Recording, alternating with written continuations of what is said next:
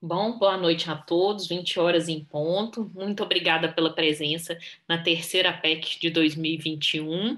Hoje estamos sobre a apresentação, está sobre a responsabilidade da equipe do Hospital Felício Roxo.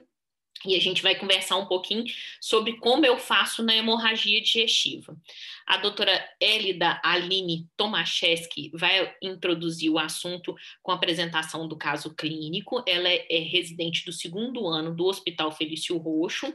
E a seguir, o doutor Marco Antônio Miranda vai fazer a apresentação. O Dr. Marco Antônio a gente já conhece, que apresentou no mês passado, mas ele é membro da Sociedade Mineira de Coloproctologia e da Sociedade Brasileira de Coloproctologia, é preceptor dos programas de residência médica de cirurgia geral e oncologia do Hospital Luxemburgo e do Serviço de Coloproctologia do Hospital Felício Roxo e Ipseng. Elida, a palavra é sua, pode compartilhar a tela com a gente, pode ficar à vontade.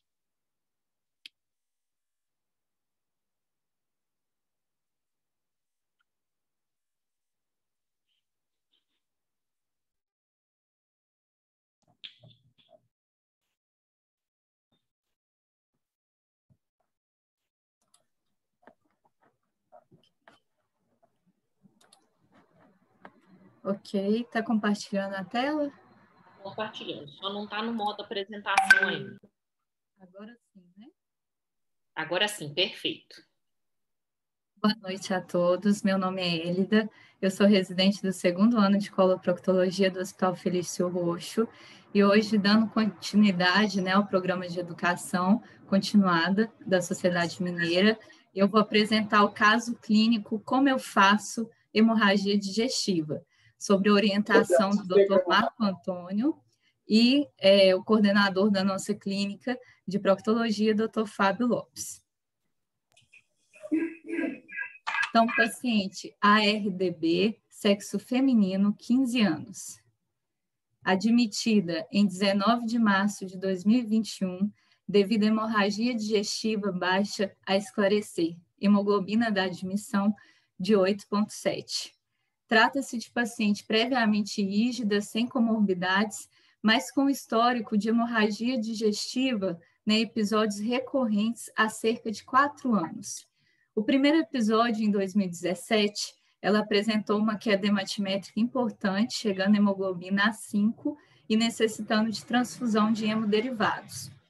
Nessa época, ela realizou extensa propedêutica, incluindo colonoscopia, que mostrou um achado sugestivo de lesões vasculares no seco, próximo ao orifício apendicular, mas sem evidências de sangramento ativo, sendo interrogado, então, malformação arteriovenosa no cólon. Realizou também cápsula endoscópica, que não mostrou alterações importantes, e foi orientada a procurar serviço médico em vigência de novo episódio de sangramento para facilitar a investigação. Nossa conduta nesse momento, então, foi internar a paciente para vigilância clínica, hematimétrica e programação de nova colonoscopia. No dia seguinte, iniciado o preparo para a colonoscopia com manitol, a paciente evoluiu com vômitos e foi necessário passar sonda nasogástrica para a continuidade do preparo. À noite, ela apresentou um sangramento volumoso, com queda hematimétrica importante, a hemoglobina passou de 8,7 para 6, mas mantendo estabilidade hemodinâmica. Foi optado, então, por transfusão de 600 ml de concentrado de hemácias e transferência para o CTI. No dia seguinte, já no CTI, a paciente realizou endoscopia, que mostrou esôfago e duodeno endoscopicamente normais e um achado de uma diminuta angiectasia em grande curvatura de corpo gástrico, mas sem sinais de sangramento ativo. Realizou também colonoscopia, que foi completa até a ilho terminal, porém com preparo inadequado, devido à presença de resíduos fecais e coágulos de sangue parcialmente aspiráveis. Foi avaliada até os 30 centímetros distais do ilho terminal, sem sinais de sangramento ativo ou recente, e a mucosa estava de aspecto normal. A mucosa coloretal foi parcialmente avaliada, devido à presença de grande quantidade de coágulos, mas grosseiramente não foram identificadas lesões ou pontos de sangramento ativo. No dia seguinte, o paciente mantinha estabilidade hemodinâmica, teve um episódio de hematoquesia à noite, mantendo aí uma queda hematimétrica discreta, a hemoglobina passou de 8,2 para 7,6 e foi definido, então, por realizar arteriografia. Para aumentar a sensibilidade do exame, de costume é realizado angiotomografia e cintilografia antes. Ela realizou, então, angiotomografia sem alterações significativas. Mas, por motivos de logística, acabou que ela realizou primeiramente a arteriografia e depois a cintilografia. Então, no dia 22, ela fez a arteriografia, que não evidenciou foco de sangramento ativo. Aqui só um videozinho para ilustrar para a gente o exame da arteriografia realizado nessa paciente.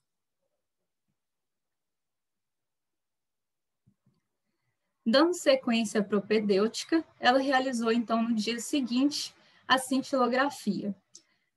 Evidenciou material radioativo na região de ilho terminal, com posterior migração para o colo ascendente, e essa alteração foi vista apenas nas imagens tardias do exame.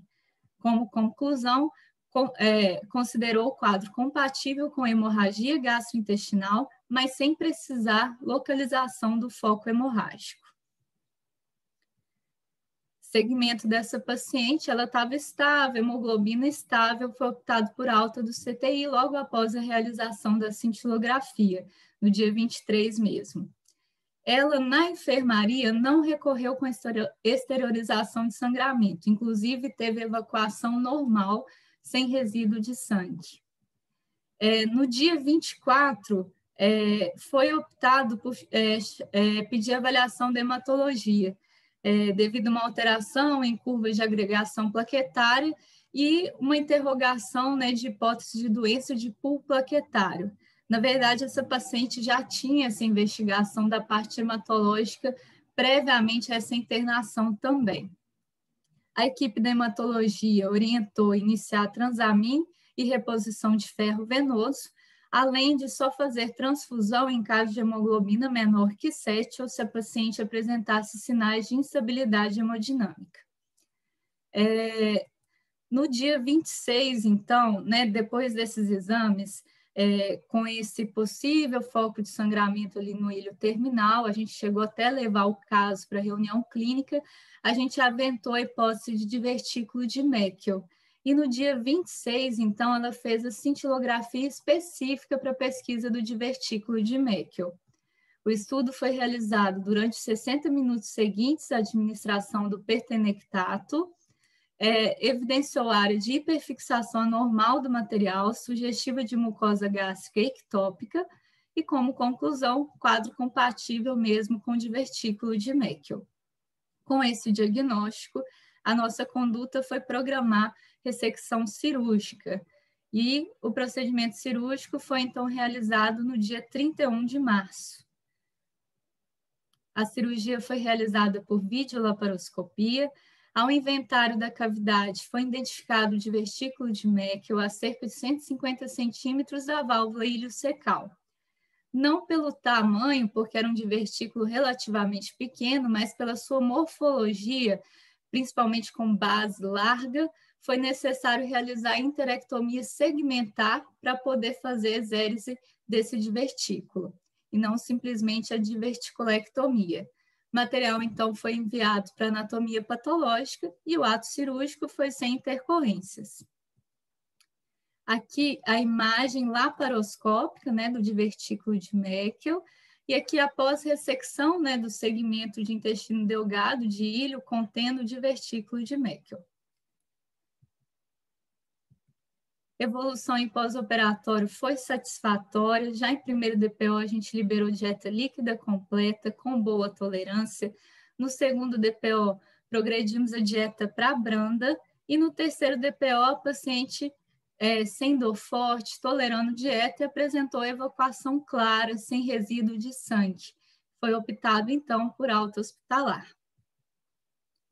Ela retornou no consultório com o resultado da anatomia patológica, que confirmou, então, achados morfológicos compatíveis com divertículo de Meckel, contendo mucosa gástrica heterotópica. Agora, só para finalizar, então, em relação à hemorragia digestiva baixa, é de suma importância uma avaliação inicial adequada do paciente e estabilização hemodinâmica. E hoje a gente tem em mãos uma ampla gama de exames de imagem, como colonoscopia, angiotomografia, angiografia e cintilografia.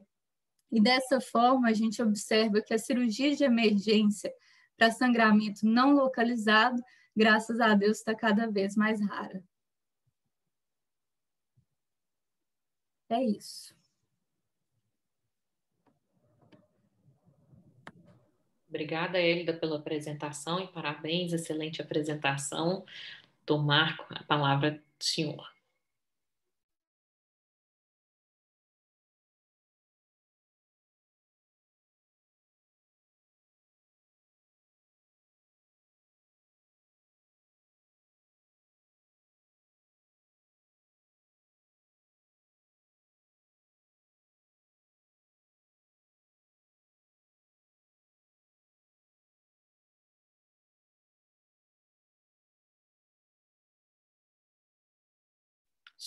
Só o microfone. Ah, perdão, eu tenho que liberar aqui.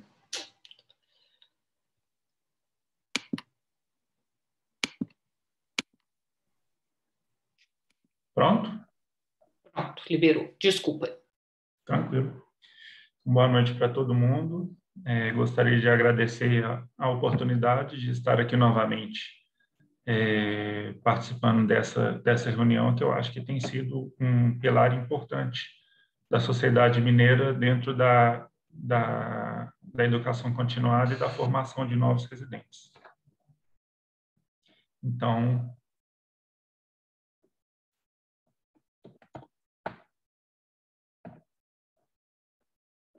o tema que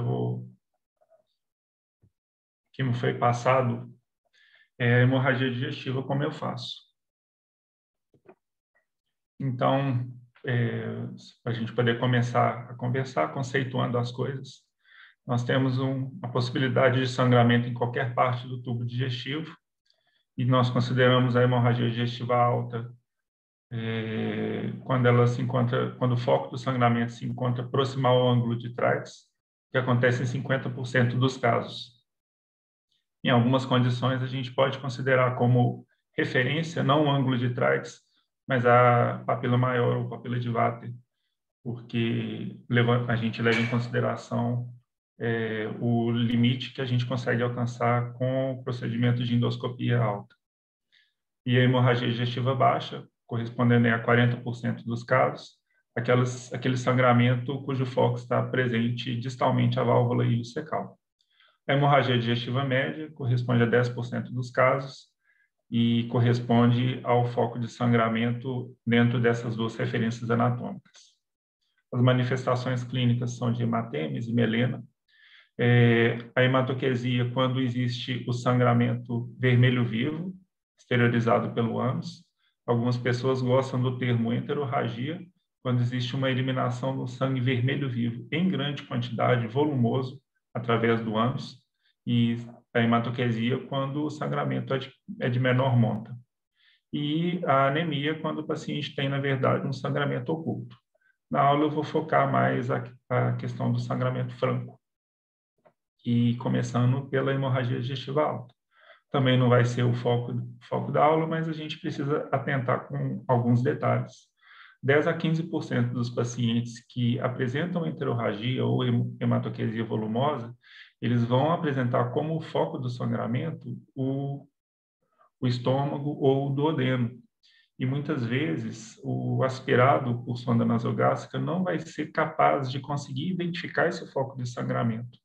Então, sempre a gente tem que tomar cuidado. Naquele paciente que manifesta uma hemorragia digestiva baixa, pensar na possibilidade, em até 15% das vezes, de que esse sangramento seja, na verdade, uma hemorragia digestiva alta.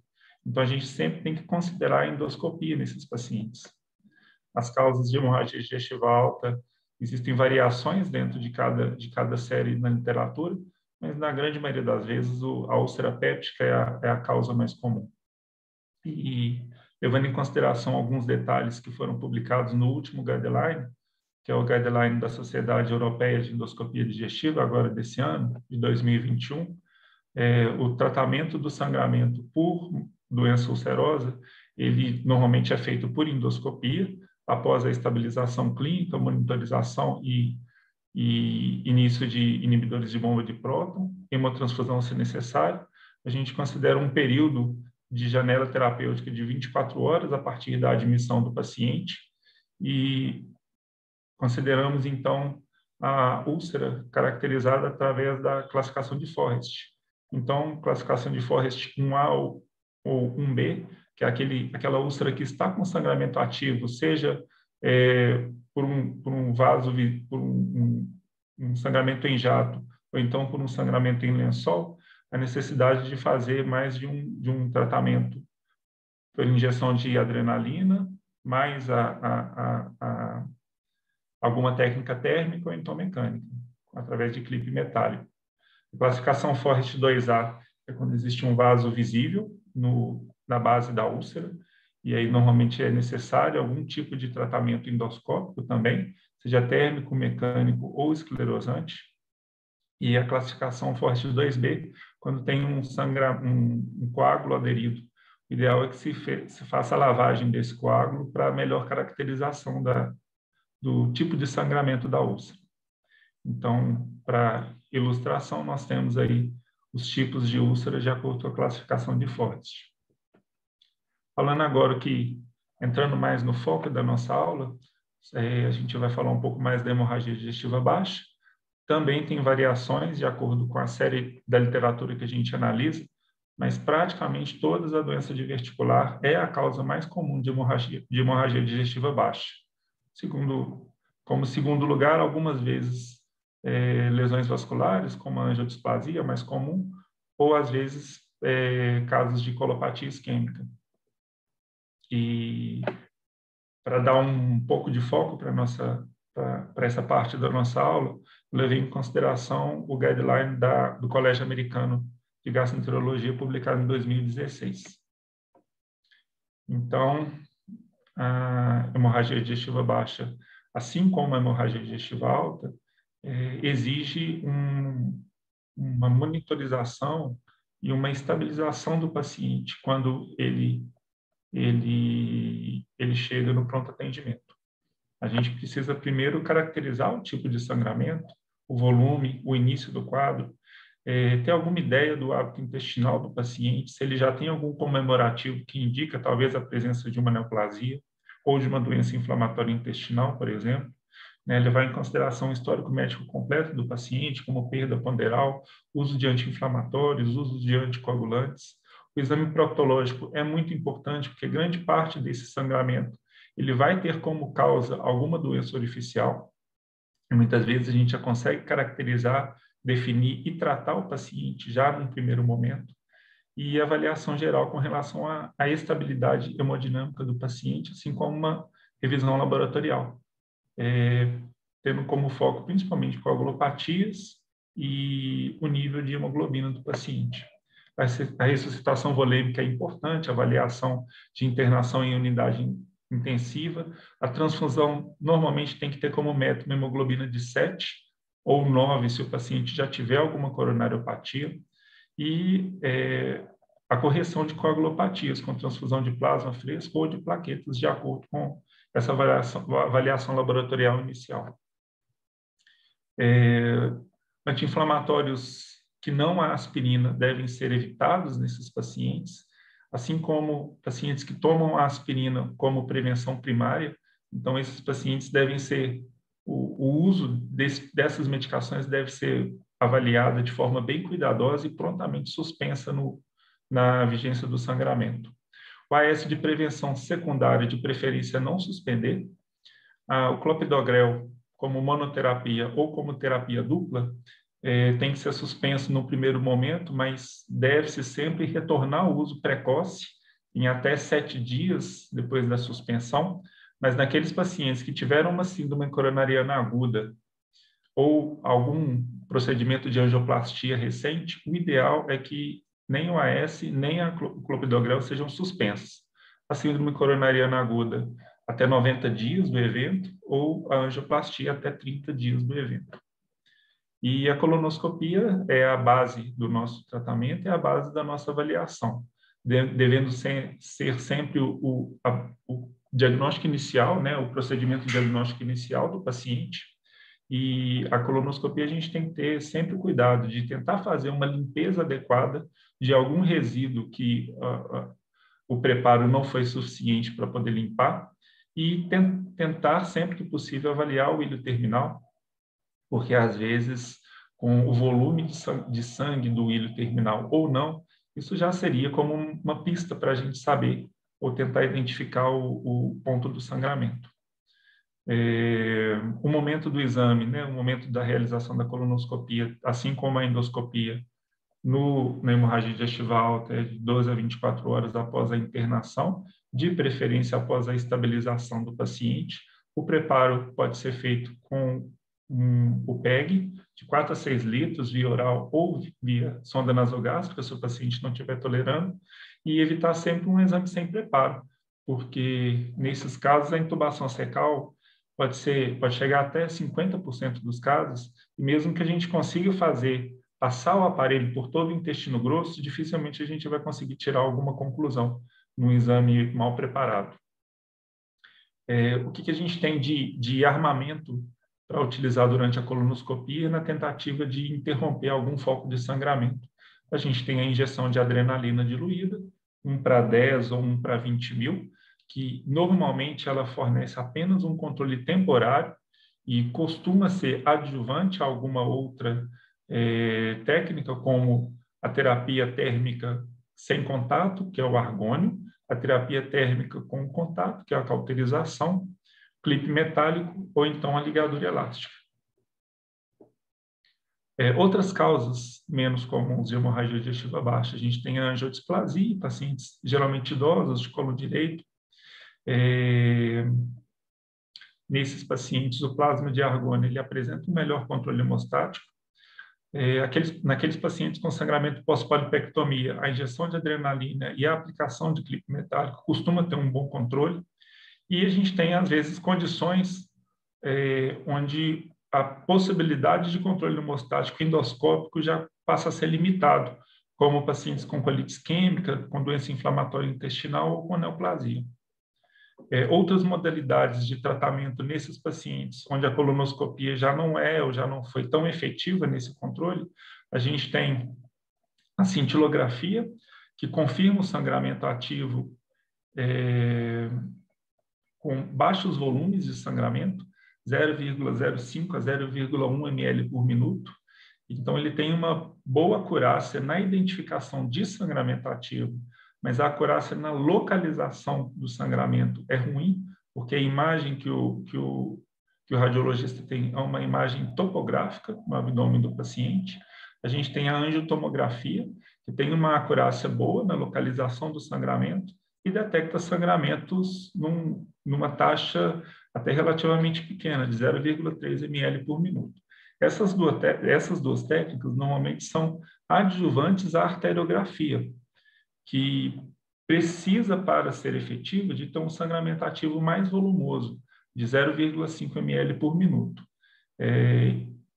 A arteriografia permite um sucesso na localização do sangramento de até 75% das vezes, com controle hemostático de 40% a 100% das vezes. Como efeito adverso, existe um risco de isquemia colônica, que é bastante baixo e, por isso, não deve ser levado em consideração na contraindicação dessa modalidade. A cirurgia consiste na terapia de resgate após a falha de outras modalidades. Geralmente, ela é realizada nesse contexto, um paciente que já foi submetido à colonoscopia, que já foi submetido à arteriografia e ainda persiste com sangramento, ou então em hospitais que não dispõem dessas técnicas de tratamento, pacientes com instabilidade hemodinâmica ou com sangramento volumoso persistente. Leva-se em consideração a transfusão de 10 unidades de concentrado de hemácias dentro da internação, que a gente sabe que acima desse valor de transfusão, a mortalidade desse paciente já começa a aumentar muito. A mortalidade da cirurgia, que chegava a 50%, apresentou uma redução recente na literatura, para menos de 10%, e a cirurgia clássica é a colectomia total com ileostomia terminal a Hartmann, que tem uma menor taxa de sangramento de 0 até 4%. A gente vê na literatura outras modalidades de cirurgia, como a colectomia parcial, que não deve ser tentada de forma cega, mas apenas naqueles casos onde houve uma orientação ou angiográfica ou colonoscópica do ponto de sangramento. E nesses casos a gente consegue atingir controle de sangramento em taxas aceitáveis com uma menor morbidade. Passando para o último tópico da aula, eu vou falar um pouco sobre a hemorragia digestiva do intestino delgado, que antigamente chamava-se de hemorragia digestiva obscura, só que hoje em dia, com o que a gente tem de armamento propedêutico, a gente consegue identificar o ponto de sangramento em até 75% das vezes. A hemorragia digestiva do intestino delgado corresponde a até 10% dos casos de sangramento digestivo. Por questão de limitação da técnica endoscópica, normalmente se considera sangramento da válvula ileocecal a ampola de Vater. E o que a gente tem de possibilidade terapêutica e propedêutica? A gente tem a enteroscopia, a push enteroscopia, a enteroscopia com balão, a videocápsula endoscópica, a arteriografia, a ileoscopia e a enterografia. As causas de hemorragia do intestino delgado também existe variação na literatura, mas normalmente pacientes mais idosos, eles têm como causa anormalidades vasculares. E em pacientes mais jovens, a taxa de etiologia relacionada a tumores do intestino delgado, assim como a etiologia relacionada à doença inflamatória intestinal, começa a aumentar. E aí eu chamo em consideração em pacientes mais jovens a importância do pensamento diagnóstico dentro do divertículo de Meckel. E para falar um pouco sobre a hemorragia digestiva do intestino delgado, eu levei em consideração o guideline do Colégio Americano de Gastroenterologia de 2015. Então, a causa mais comum da hemorragia digestiva do intestino delgado, as lesões vasculares, né, ou angiodisplasias ou angiectasias, corresponde a 50% dos casos. Mais comumente localizadas no cólon direito, elas também estão presentes em uma taxa razoável em todos os segmentos do intestino delgado. Os fatores de risco são a estenose aórtica e a insuficiência renal. E como segunda causa etiológica, a gente tem os tumores do intestino delgado, como adenocarcinoma, gisto, tumores neuroendócrinos, linfomas e sarcomas. Essa é a classificação de Iano das lesões vasculares do intestino delgado. É uma classificação que tem importância terapêutica, porque sangramentos do tipo 1, que são sangramentos normalmente de origem venosa, eles podem geralmente ser controlados só com terapia térmica, enquanto sangramentos do tipo 2 e do tipo 3, que são ou que apresentam componente arterial associado, normalmente precisam de alguma terapia mecânica como clipe metálico, para ter o sangramento controlado.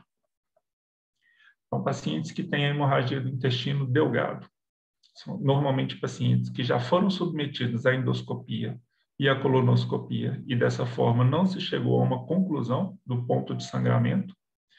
Nesses casos, normalmente se indica um second look, com endoscopia e com colonoscopia, e se for possível, o second look da endoscopia deve ser feito com a push enteroscopia, que é uma endoscopia realizada com um aparelho mais longo, com o intuito de se atingir uma porção mais distal do duodeno, ou às vezes até do jejum. Essa tática permite identificação de causa de sangramento oculto em até 40% a 50% das vezes, e em 10% a 25% dos casos, o ponto de sangramento na push enteroscopia estava dentro do alcance da endoscopia convencional. Então, se não for possível realizar esse tipo de enteroscopia, pelo menos uma segunda endoscopia convencional deve ser realizada antes de se iniciar a propedêutica do intestino delgado. E como propedêutica, a gente tem a videocápsula endoscópica, e aí, nesse momento, eu levo em consideração que o paciente não está com um sangramento ativo franco, porque se o paciente tiver esse tipo de sangramento, normalmente ele vai ser alocado no tratamento baseado na angiografia. Se o paciente tem aquele sangramento persistente, recorrente, mas que não seja franco, não seja maciço, a gente tem a possibilidade, então, de tentar identificar ou caracterizar o sangramento através da cápsula endoscópica. É uma técnica lançada em 2001, então relativamente recente, exige um preparo de cólon com o Luftal, com a simeticona, e um jejum após a ingestão da cápsula. Sempre existe o risco de impactação ou não progressão da cápsula no estômago. Então, depois de 1 hora, se não houver progressão, a endoscopia tem que ser realizada para posicionamento da cápsula já no duodeno, e a bateria, depende do modelo, chega até 11 horas de duração, com eliminação da cápsula entre 24 e 72 horas após a ingestão. É a primeira linha. Após as endoscopias bidirecionais, a endoscopia alta e a colonoscopia não mostrarem o foco do sangramento, em pacientes com menos de 40 anos, onde as etiologias do sangramento começam a aumentar no sentido de tumor ou no sentido de doença inflamatória intestinal, e pelo risco de, na vigência de uma doença de Crohn, o paciente já ter algum quadro de estenose, e com isso ter um risco maior de impactação da cápsula, o ideal é que pacientes com menos de 40 anos recebam uma avaliação enterográfica por tomografia ou por ressonância antes de fazer o tratamento a propedêutica com a cápsula endoscópica. Ela permite uma avaliação completa do intestino delgado em até 85% dos casos e tem uma acurácia na identificação de sangramento em até 60% dos casos. Quando que ela vai ser mais efetiva?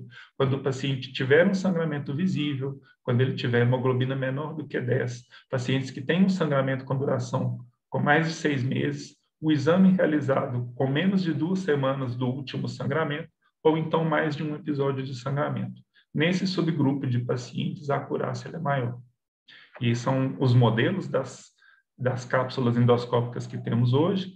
Tem o modelo israelense, da Coreia do Sul, dos Estados Unidos e da China. Outra possibilidade de investigação de tratamento é a enteroscopia completa, que pode ser com duplo balão, ou enteroscopia com balão único. Normalmente, a enteroscopia é a escolha a ser realizada caso o procedimento de cápsula endoscópica identifique efetivamente o ponto do sangramento. Então, a gente já tem a evidência de que existe sangramento, e em cima disso a gente vai fazer a enteroscopia já com o objetivo de terapia. A enteroscopia, seja por duplo balão ou seja por balão único, ela usa um overtube, que é um tubo com um balão na ponta, dentro do qual se passa o enteroscópio. E ele serve como fixação do intestino e base para a progressão do enteroscópio. E o exame ele é realizado com a progressão do aparelho, a fixação da ponta do aparelho. No enteroscópio com balão duplo é através da insuflação do balão na ponta do aparelho. No enteroscópio com balão único é através da angulação da ponta do aparelho. E com isso a gente faz a progressão do overtube, insuflação do balonete do overtube para fixação do overtube e progressão do enteroscópio tendo o overtube como base. Então, a enteroscopia é realizada através desses ciclos de progressão do overtube e depois progressão do enteroscópio. Uma vez que normalmente inicia-se o procedimento por via oral, tatua-se o ponto máximo de progressão por via alta e depois é feito a enteroscopia por via baixa até de preferência, se alcançar esse ponto de progressão, porque aí a gente consegue ter a certeza de que todo o intestino delgado foi avaliado. Temos, então, os modelos de enteroscopia por balão único, com a ilustração indicando a forma da progressão do enteroscópio, e a enteroscopia de duplo balão, também com a ilustração mostrando a forma de progressão do aparelho e do overtube. E, por fim, falar um pouco sobre o caso clínico que a gente apresentou, que a Hélida apresentou, como causa de hemorragia digestiva do intestino delgado em pacientes mais jovens, a gente tem sempre a possibilidade do divertículo de Meckel. O diagnóstico é feito por cintilografia, com marcação por tecnésio. Geralmente são pacientes jovens com sangramento franco, e onde a cápsula endoscópica e a enterotomografia são menos acurados no diagnóstico. O divertículo de Meckel, pessoa que porta o divertículo tem um risco de complicações ao longo da vida de 4%.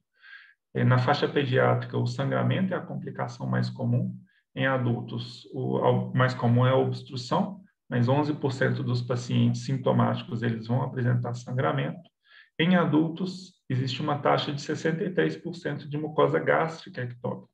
Então, a possibilidade do diagnóstico por cintilografia marcada com tecnésio exige a presença de mucosa gástrica ectópica, então a gente vai ter esse diagnóstico em torno de 60% dos pacientes. Pacientes assintomáticos têm uma taxa de mucosa ectópica menor, só de 14%, e a cirurgia deve ser feita a diverticulectomia, quando o divertículo é longo, ou então a ressecção em cunha ou segmentar. Quando o divertículo ele é mais curto, o objetivo é que a gente consiga ressecar toda a mucosa gástrica ectópica, e a palpação do divertículo não permite, de forma acurada, a identificação da localização dessa mucosa gástrica. Então, como o caso que a gente apresentou e a Hélida já relatou, esses pacientes com divertículo de base mais longa e divertículos mais curtos, normalmente a ressecção segmentar se impõe. Então, para concluir, paciente com hemorragia digestiva exige uma estabilização clínica. Geralmente, a primeira propedêutica vem com a endoscopia e a colonoscopia. Se negativos, é feita uma segunda avaliação, levando-se a possibilidade de, no lugar da endoscopia, fazer-se uma push enteroscopia. Pacientes com sangramento franco, o ideal é que seja feita a cintilografia ou a angiotomografia como base para uma arteriografia ou para uma cirurgia, seja para tentativa de identificação do ponto de sangramento, e com isso a gente conseguir orientar uma terapêutica melhor. Em pacientes com sangramento oculto ou sangramento de menor monta, a enterografia, em pacientes mais jovens, e depois a cápsula endoscópica. A cápsula endoscópica definindo um sangramento, a enteroscopia. Em pacientes mais jovens, considerar a cintilografia para captação do divertículo de Meckel, e em casos que a gente não consiga ter uma definição, existe a possibilidade da investigação cirúrgica por laparoscopia ou por enteroscopia cirúrgica. Era isso que eu queria falar. Desculpa se eu avancei um pouquinho no tempo. Agora estou à disposição para a nossa discussão. Avançou não, doutor Marco Antônio, a apresentação excelente, foi dentro do tempo. Muito obrigada pela apresentação, parabéns. E agora nós vamos enriquecer o tema com o debate dos coordenadores das outras residências. Como nas outras reuniões, a gente segue a ordem alfabética a seguir do serviço que apresentou. Como hoje foi o Hospital Felício Roxo, a primeira que vai conversar com a gente, já abriu a câmera aí, é a doutora Sinara, que é a coordenadora da Residência Médica de Coloproctologia do Hospital de Ipseng. Sinara, a palavra é sua.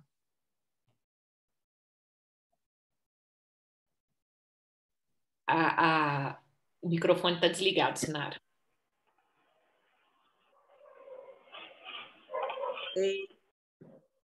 Desculpa, até entrei um pouquinho atrasada, porque eu vim meio atrasada do consultório, mas consegui assistir a apresentação toda. Parabéns, Marco Antônio, né? Não é surpresa para nenhum de nós. Excelente apresentação, uma ótima revisão do tema espinhoso na prática, né? Eu tenho tido a oportunidade de estudar hemorragia digestiva, porque nos últimos tempos eu andei escrevendo uns capítulos de livros sobre isso, e é muito interessante, porque parece que ninguém quer estudar nem escrever sobre hemorragia digestiva, né? E acaba que lá no Biocor a gente tem muita oportunidade, dentro do que seria muito em hemorragia digestiva, de ser acionado para atuar nesses pacientes. É um público idoso, usando no mínimo dupla anticoagulação, muitas vezes com intervenções de cirurgia cardiovascular recentes, e, de fato, a gente fica ali tentando, digamos assim, fazer o melhor possível com o menor estrago possível. E acho que a colonoscopia é realmente, a meu ver, né, a ferramenta mais importante que a gente tem nos casos de hemorragia digestiva baixa. E o Marco Antônio praticamente esgotou o tema, né, a gente falou muito bem. Tem uma coisa que eu gostaria de frisar, porque eu vejo que, às vezes, quando o paciente chega para a gente na prática, o colega que está assistindo ao paciente já pediu para fazer um clister. E esse clister, essa limpeza retrógrada, muitas vezes nos atrapalha, né? Porque sai varrendo aquele sangue que já estava saindo lá para cima, e isso altera a nossa avaliação colônica, né? Eu falo que eu prefiro fazer o exame sem preparo, apesar de tudo que já foi falado, que realmente o ideal é com preparo, do que com preparo retrógrado, que atrapalha mais ainda, né? Lembrar sempre de estabilizar bem o paciente, claro, antes da gente fazer qualquer procedimento, porque às vezes o paciente já está instável, uma tração de mesocólon, ele faz uma arritmia e isso compromete ainda mais, né, durante a colonoscopia. Nós temos lá a facilidade também da arteriografia, o pessoal da hemodinâmica, é bem atuante no hospital, mas eu vou falar a verdade para vocês, assim, o índice de positividade é bem baixo, mesmo com o paciente, assim, está sangrando, né? Porque nem sempre ele está sangrando naquele momento que o contraste é injetado. Nesse sentido, a cintilografia talvez nos ajude um pouco mais, porque você tem a possibilidade de passar o paciente na máquina 24 horas, até 24 horas, então ele não está sangrando exatamente naquele momento. Mas, às vezes, 6 horas depois ele está sangrando e você consegue, pelo menos topograficamente, definir. E, na imensa maioria das vezes, eu acho que aí vale aquele cirurgião meio heróico mesmo, né? Não resolveu por bem e realmente é colectomia total, com o paciente o melhor estabilizado possível. E a gente sabe que a mortalidade não é baixa, talvez até pelo fato do perfil do paciente já ser muito ruim. Então, a cirurgia é grande, mas o paciente normalmente já está debilitado, muitas vezes já é politransfundido, enfim. Cardiopata, arteriopata, não só cardiopata e tudo mais. Mas eu acho que seriam essas contribuições. Estou aqui à disposição para depois discutir, se alguém quiser fazer alguma pergunta. Você, só pegando um gancho aí, essa questão do preparo, a gente precisa avaliar o paciente num primeiro momento. Então, acho que outra questão que é importante é a gente ver o aspecto do sangue. Porque, assim, eu sou endoscopista alto também. Quantas vezes a gente não chega e fala assim, o paciente está com hematemesis volumosa, você vai ver aquele vômito borráceo de resto gástrico. Então, assim, a gente vê o aspecto, o cheiro do sangue, de melena no reto. Eu acho que isso é importante para a gente no desenvolvimento do raciocínio clínico, né? Então, realmente, isso é ruim mesmo. Assim, o colega tenta ajudar e, na verdade, atrapalha.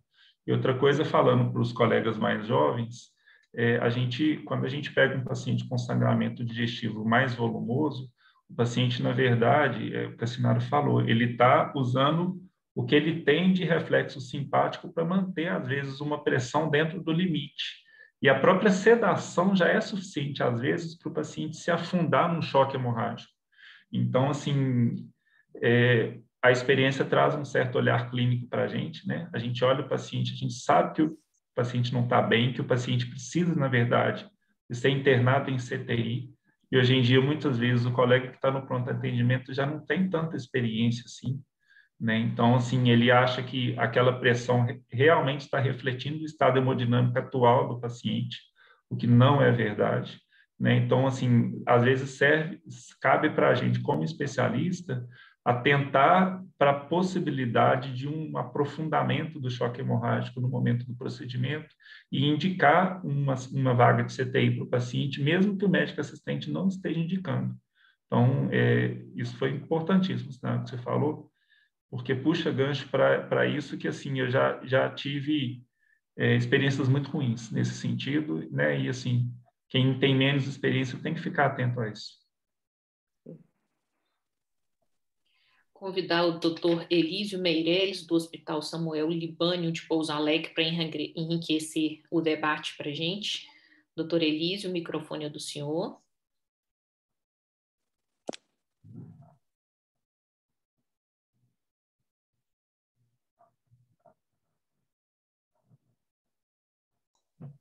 Boa noite a todos. Alô, estão me ouvindo? Estamos ouvindo o senhor. Olha, muito boa apresentação e é um tema assim, muito assim, que impressiona muito a gente. Nós temos aqui pouca experiência com as hemorragias digestivas baixas, mas algumas coisas ficam bem marcadas com a gente. Em primeiro lugar, nós não tivemos sucesso nenhuma vez com arteriografia seletiva. Mesmo paciente com sangramento ativo foi tentado fazer, mas a gente não conseguiu definir o ponto. Em segundo lugar, a colonoscopia, a gente tem tido dificuldade, não sei como é que vocês têm feito em termos de limpeza do cólon, foi disso que faz o preparo com o PEG, mas a gente não é complicado, a presença de coágulos, essas coisas todas, a gente não consegue aspirar direito. Então, não é um exame assim tão fácil de ser feito. Inicialmente, começamos sempre com a endoscopia digestiva alta, e depois vamos para baixa. Equilibrar o paciente inicialmente é básico, e definir o ponto de sangramento. A angiodisplasia, para mim, é um dos pontos mais difíceis de ser tratados, e que eu saiba, recentemente a gente não teve nenhum caso assim para comentar com vocês. Mas fica aqui a nossa dificuldade em termos de visualização e preparo desse colo. Doutor Elísio, eu gostaria de sugerir para o senhor que eu já estive em alguns serviços onde a equipe de hemodinâmica já não tinha muita experiência especificamente nos vasos mesentéricos, sabe? Então, assim, não é para todo mundo, né? Claro que, assim, o início é a colonoscopia. A colonoscopia, eu não falei que é fácil, é muito difícil. Mesmo aquele preparo que foi adequado, ainda tem coágulo, ainda tem resíduo, aqueles resíduos que vão ficando dentro dos divertículos. Então, é um exame trabalhoso. Quando a gente acha o ponto de sangramento, eu particularmente comemoro como se fosse um gol, né? Muito bom a gente conseguir localizar o ponto de sangramento e ter a oportunidade de fazer um tratamento terapêutico, mas não é sempre que é possível, né? Infelizmente.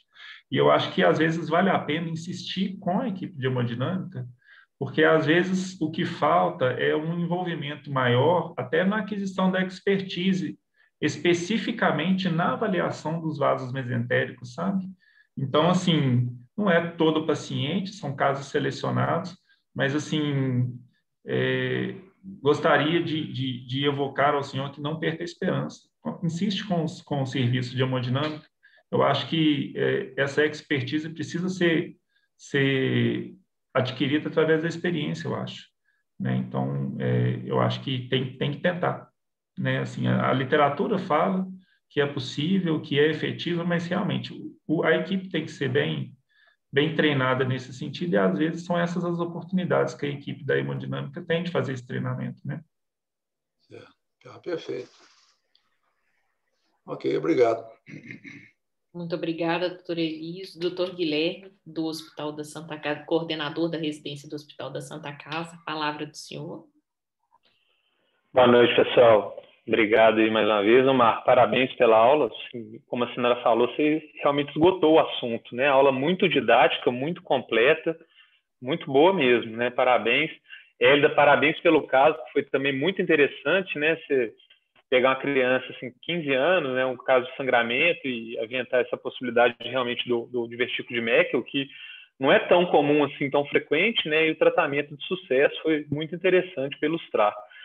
E como o doutor Elísio falou, realmente, né, confirmou fazer o exame, a colonoscopia de um paciente com hemorragia assim, intensa, com enterorragia, é difícil, né? Fica cheio de coágulo, parece que o sangue ele absorve a luz do aparelho, então fica tudo escuro, você lava, não consegue enxergar direito. Então, realmente, quando você acha um ponto de sangramento, é de se comemorar mesmo.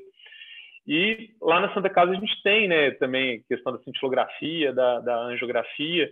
Teve uns 3, 4 anos atrás, teve um caso de um morador de rua que chegou chocado lá no hospital, acharam ele caído no chão, todo ensanguentado. E o grande ponto é, primeiro, estabilização, né, sempre, né, isso é essencial. Importante, como o Marco falou, frisando de novo, você examinar o paciente, ver o sangramento e não esquecer, né, toque retal, né, avaliar o ânus do paciente, né, isso também é muito importante. E aí eu fiz a coluna desse paciente e não consegui ver nada, sangue e coágulo para tudo quanto é lado. Essa questão de conseguir, de insistir, tentar entrar no ilho também é muito bom, porque se você vê o ilho limpinho, né, então geralmente você acaba restringindo ao colo mesmo, você chega lá no ilho e está lotado de sangue, você falou, opa, né, esse sangramento pode ser talvez mais alto. E aí esse paciente eu não consegui ver nada, sangue com água para tudo quanto é lado, não conseguimos fazer cintilografia, porque estava cheio de caso lá para poder o pessoal fazer, e acabamos fazendo a cintilografia, que, por incrível que pareça, eles deram a localização, que não é com exatidão, nem sempre eles conseguem falar, né, está sangrando em tal ponto, mas eles afirmaram para a gente no laudo que o sangramento era do sítio da artéria ileocólica. Então, acabou facilitando, né, nós levamos o paciente para o bloco, fizemos a colectomia direita nesse paciente, ele tinha assim, divertido para tudo quanto é lado, o colo lotado de sangue, mas deu tudo certo, não sangrou mais. Então, realmente, às vezes, não sei se também, igual o doutor Elis falou, não chega tanto caso assim, você sair pedindo cintilografia sempre, o pessoal, arteriografia, para o pessoal ter um treinamento específico, né? E vai muito do interesse da pessoa, né? Mas realmente às vezes, desafiador e rapidinho você pode perder o paciente, né? Você tomar a decisão errada, se você não levar para o CTI, aguardar, então você pode acabar perdendo o time. E, além disso, acho que já foi tudo falado, né? Só agradecer mesmo a oportunidade e parabenizar mais uma vez, que realmente foi muito bom.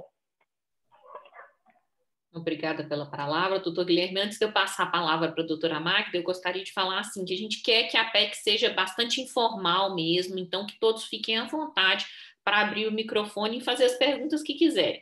Mas os mais tímidos que quiserem postar aqui para a gente as perguntas também, a gente repassa.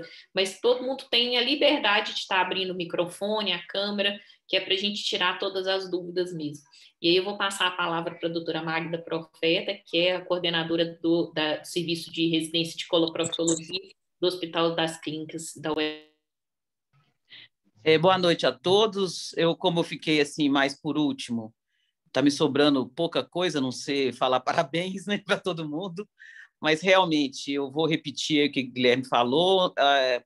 O caso foi extremamente interessante, porque é um caso diferente. A revisão que Marco fez foi absolutamente didática e bem feita, consistente. Isso foi realmente muito bom. A hemorragia digestiva, apesar de tão espinhosa, ela tem um lado bom. Qual que é o lado bom dela? É que 90%, 85% a 90% dos pacientes, ela para espontaneamente quando vem de doença diverticular, né? Então, assim, normalmente ela para espontaneamente. Isso é o lado bom da doença. O lado ruim, com certeza, é que normalmente ela vai acometer idosos com inúmeras medicações, e é importante sempre a gente lembrar que esses idosos podem errar a dosagem das medicações. Eu já tive paciente com hemorragia digestiva que tomou clopidogrel 2 vezes, tomou a dose dupla de clopidogrel e começou a sangrar no dia seguinte, e a questão dele foi toda por causa do clopidogrel e não mais por causa de nada, ou seja, até isso pode acontecer. Como o Marco falou, eu tenho por conduta todos os pacientes tratar, esses pacientes já, em alguns hospitais que eu trabalho, eles já tratam o paciente no CTI, pelo fato deles terem mais comorbidades, a maioria dos pacientes serem idosos.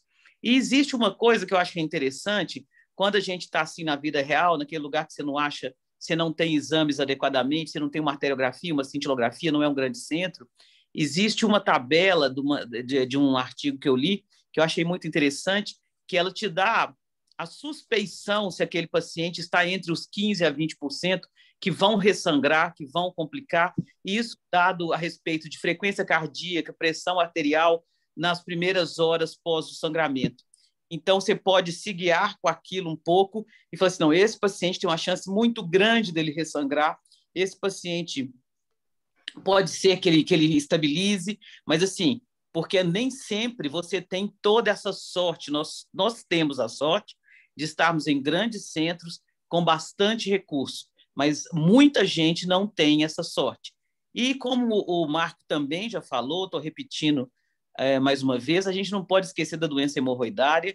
Eu já tive paciente com 4 de hemoglobina por causa de doença hemorroidária. É claro que depois de esgotados todos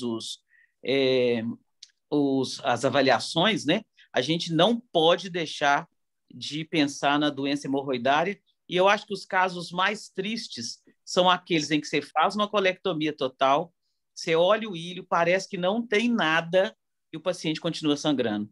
E você não consegue achar realmente o local do sangramento. Esses, para mim, são os casos mais tristes e, graças a Deus, são bastante raros. Mais uma vez, eu quero agradecer aqui a oportunidade, agradecer a Cântia essa leva que ela vem, né? essa toada que ela vem dando aí na PEC, e dizer que ao Marco que realmente tanto ele quanto a Hélida, fizeram realmente um bom trabalho, e foi um tema que ficou, apesar, como diz a Sinara, de espinhoso, ele ficou bastante gostoso, bastante se ouvir, bom, com coisa absolutamente clara e nova para a gente escutar. Foi muito bom, parabéns para eles e muito obrigado, Cântia. Posso falar uma coisa? Lógico. É o seguinte, aqui também pode ser engraçado de alguma maneira e a gente tem que ficar atento, né? Eu já tive uma paciente que ligou no consultório completamente apavorada que ela estava com hemorragia em casa, que ela tinha que ir naquele dia, não tinha jeito. E, como diz o Marco, a gente tem que ver o que está saindo, né? Era tudo beterraba. Ela tinha entrado para dentro de uma baciada de beterraba lá na véspera e realmente, assim, quando eu passei o reto, a sensação que eu tinha assim, gente, mas esse sangue está um pouco estranho. Então, gelatina de morango e beterraba pode causar algum confundimento. E para aqueles que dão plantão em pronto atendimento, né, que eu dei também durante muito tempo, é a realidade, havia uma máxima também muito interessante, que era o seguinte: se você tiver com hemorragia digestiva baixa, reze para encontrar um clínico ruim e não um cirurgião bom. Porque a ideia é um clínico ruim, vai ligar um soro ali de manutenção, vai deixar você quietinho. Como diz a Magda, mais de 90% das vezes você vai parar de sangrar e vai embora para sua casa tranquilo. E um cirurgião bom vai pegar uma veia calibrosa, descer sangue, a sua pressão que estava em 11, ela vai para 14, aí você vai ressangrar, e aí ele vai ficar correndo atrás daquela pseudo-perda ali, ou até perda mesmo, porque aí perde, enfim. Então, assim, lembrar de não sobrecarregar esse paciente com um volume de cristalóide muito rápido, porque a ideia é manter ele com perfusão necessária, mas sem ressangramento, porque fez hipertensão, né? Eu me lembro sempre do Dr. Zerbini falava isso, e ele tinha toda a razão. Reza para encontrar um clínico ruim, porque o cirurgião vai te atrapalhar em vez de ajudar, né? Era isso. Ô, Magda, uma vez eu tive uma paciente que chegou sangrando no hospital, lá no Hospital das Ciências Médicas, era uma senhorinha analfabeta, ela estava tomando Marevan de 8 horas, ela trocou os medicamentos, sangrando para tudo quanto é lado. Aí o pessoal já chegou, né, que é clínico, quando vê sangue também, eles ficam loucos, desorientados, né? Aí já chamaram para poder avaliar, que a confusão, e foi ver o Marevan trocar, tadinha. Só suspender a vitamina K, lógico, fiz a coluna, depois ela tinha doença de vestibular, mas nada demais, não. Uma outra coisa que eu acho que é importante lembrar, e eu acho que é muito importante para os residentes lembrarem, e Marco falou isso muito bem, é o trigger point, né, para transfusão. Isso era no passado, era muito aberto, né, com o paciente com 10 de hemoglobina, por sair transfundindo. Então, eu achei muito interessante ele colocar. O trigger point é 7 e outros, né, de repente, com outras coisas, com outras doenças cardiovasculares. Mas é muito importante que lembre, porque o mal que se faz da hemotransfusão é absurdo, né? E desnecessária, né, às vezes. Então, agora, para finalizar a palavra dos coordenadores da residência, vou passar a palavra para o doutor Emerson, que é o coordenador da residência do Hospital das Clínicas da Universidade Federal do Triângulo Mineiro. Doutor Emerson, o microfone é do senhor.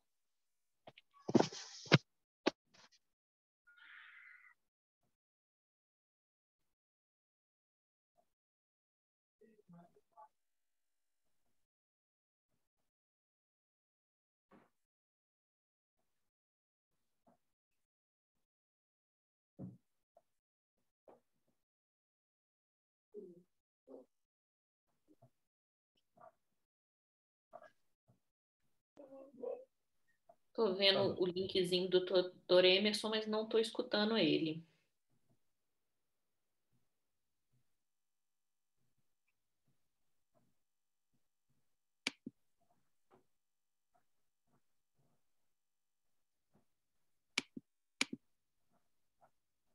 Não. Doutor Emerson, qualquer momento que o senhor quiser entrar aí, a palavra é do senhor.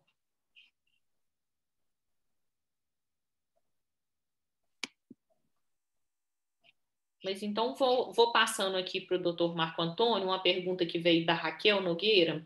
Ela parabenizou pela excelente aula e ela está perguntando aqui o seguinte: se dentro de um quadro de um sangramento significativo, mas episódio único e autolimitado, com colonoscopia e endoscopia sem alterações, mesmo se o sangramento não recorrer, doutor Marco Antônio, o senhor acha importante repetir a endoscopia e a colonoscopia? Então, esse caso que a gente apresentou é isso, né? É um paciente que chegou com um sangramento muito volumoso, com hemoglobina de 5 em 2017, né? E aí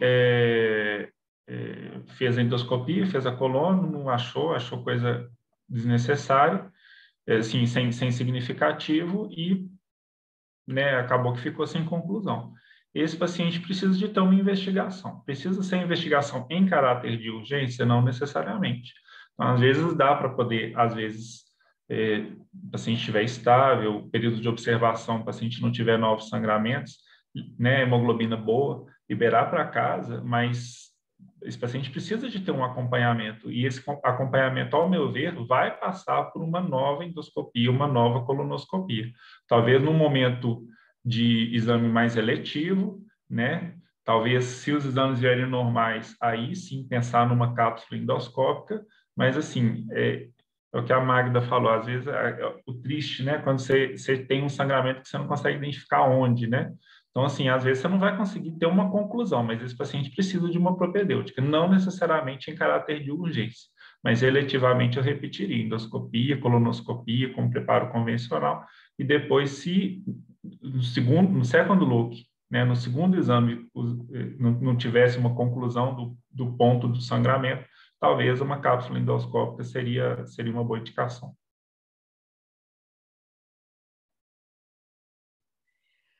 Doutor Marco Antônio, dentro da proposta que é assim, hemorragia digestiva, como eu faço? Qual o caso que o senhor acha que é importante fazer endoscopia e o senhor acha importante para todos?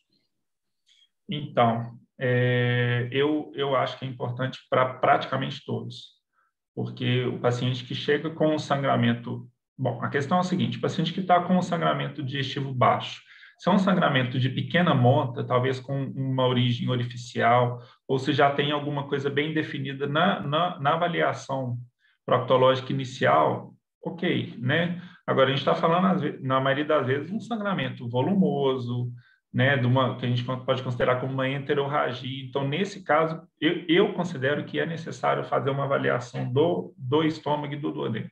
Então, a minha rotina é pedir endoscopia pedir ou fazer endoscopia e colonoscopia em todos esses casos. Principalmente se tiver um abuso de anti-inflamatório, né? A gente vê muito isso, assim, os pacientes vêm relatando que abusou do anti-inflamatório porque está com algum tipo de dor, e aí já, às vezes, já usa um AS e ainda associou um outro anti-inflamatório. Então, assim, eu também gosto muito da endoscopia alta para começar. Ela é menos invasiva do que a colonoscopia, né? Eu gosto muito também. Mais alguém, gente? As perguntas estão abertas. Do jeito que eu disse, fique à vontade para abrir o microfone e fazer a pergunta, ou se preferir, pode postar aqui para a gente. Tá. Antes de qualquer coisa, Cântia, só pegando um gancho, acho que foi a Magda que falou, naquele paciente que tem um sangramento de causa artificial e que às vezes chega com nível de hemoglobina mais baixo. Uma outra coisa que eu acho que é importante reforçar para os residentes é o seguinte: doença hemorroidária pode levar a uma anemia importante? Pode, a gente vê. É mais raro? Não é tão raro assim não, mas é mais raro. Agora, a gente tem que levar em consideração que esse paciente, ao meu ver, independente da idade, precisa ter uma avaliação completa de endoscopia e de colonoscopia. Por quê? Infelizmente, hoje em dia, a gente vê paciente de 30 anos com câncer coloretal. Então, assim, o paciente que chega com uma hemoglobina baixa, e uma causa evidente de sangramento por doença diverticular, esse paciente precisa ter uma ampliação da propedêutica. Então, eu queria pegar o gancho da Magda e deixar isso bem claro para os residentes, porque é uma coisa que na prática acontece e a gente precisa ficar atento para não tratar a doença hemorroidária num paciente com câncer de intestino, por exemplo. Marco, uma coisa que eu queria te dizer, isso aí eu acho que você está certíssimo, né? Em relação aos exames, uma coisa que eu acho muito importante é o seguinte: você não vai fazer, por exemplo, uma endoscopia ou alguma coisa só se você não tiver de jeito nenhum. Porque se você tiver, você tem que seguir o que é solicitado, o que é pedido. Porque, inclusive, juridicamente, você não tem como se explicar. Se tinha como fazer endoscopia, por que você não fez? E você fez uma hemorragia digestiva, que era uma úlcera sangrante, ou você tratou como outra coisa? Então, isso não existe. E no caso da doença hemorroidária, com certeza, ela acaba sendo até quase que de exclusão, porque você precisa excluir tanto a parte alta como a parte baixa. Mas essas coisas, você, não vou fazer não, porque não precisa, é isso mesmo, o que é comum é comunismo, não é bem assim. Você tem que seguir aquele protocolo, porque quando você entra para outros caminhos, você está fadado a errar.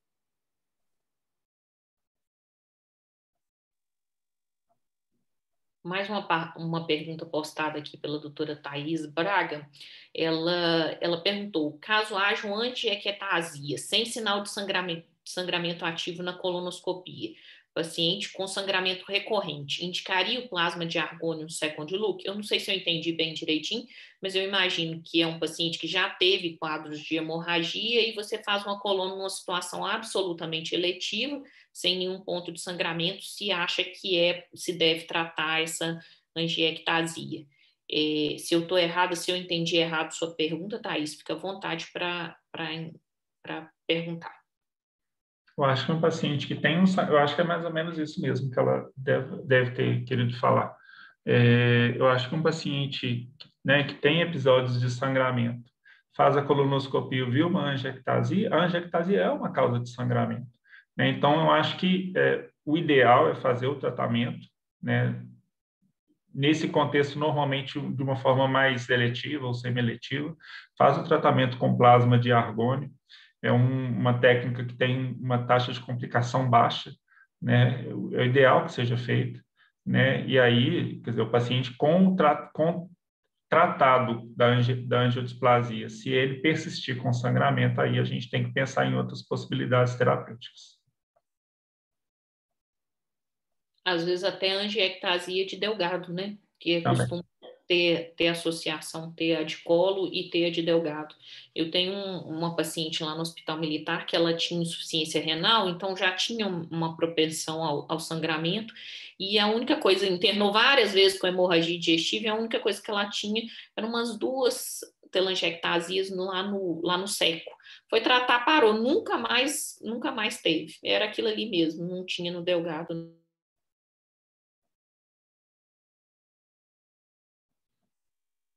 Mais alguém, gente? Mais alguma pergunta? Mais alguma ponderação?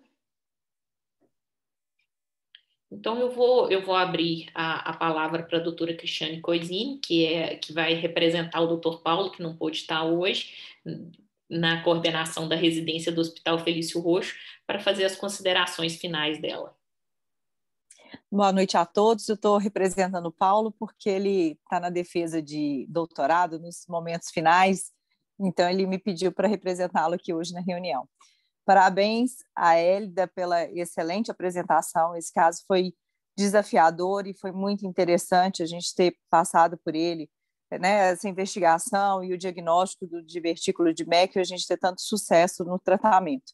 E é o Marco Antônio que, como sempre, fez uma excelente apresentação, sintetizou muito bem o assunto e abordou de uma forma muito didática e realmente da forma que a Magda falou, né, de uma forma leve que a gente conseguiu absorver muito bem as informações. Parabéns a todos e a discussão foi excelente também.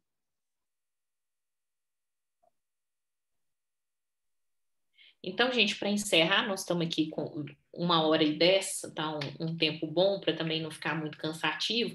Eu gostaria só de lembrar a todos que semana que vem, na quarta e na quinta, 19h20, a gente tem o IBD, né? Vai ser um evento online absolutamente gratuito, as inscrições já estão abertas e que estão todos convidados. Vai ser o próximo evento aí da Sociedade Mineira de Coloprocto.